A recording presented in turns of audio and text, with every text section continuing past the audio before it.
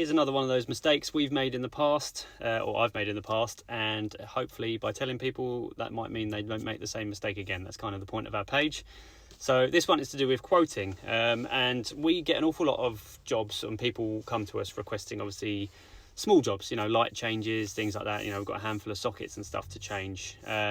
We now will quote these jobs hourly, just give them the hourly rate, and they will request the work. We just say, look, it's an hourly rate. We'll tell them what that rate is, and we'll give them an estimation of the time we think it's going to take, but you kind of have to stipulate that it's a little bit rough, but it's going to be hourly, because a lot of people are after a fixed cost for this, and they'll contact saying, we've got 2 lights to put up, a socket to put on or whatever, how much is that going to cost?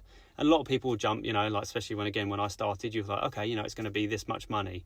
And the trouble we've had before in the past, and a couple of times as well, it took me to learn this, is people will hold you to that cost. And what you have to remember is, when someone says, can you put up a light for us? That could be a pendant, less than 10 minutes probably.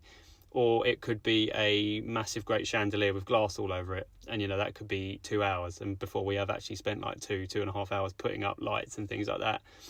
So it's just not to get caught in that process, because people will hold you to the cost that you've quoted. And then you can get into a bit of an awkward situation where they say, well, you quoted this.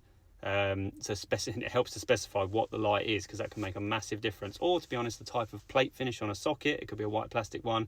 It could be a really awkward USB one. There's differences. So one, you really want to find out what you're into first, but generally it's best to quote it hourly for that reason. And also it makes people more upfront and less likely to try and trick you, because you also get the classic, we've got 2 sockets to install. You're like, fine, that'll be half an hour or an hour's charge, whatever it is.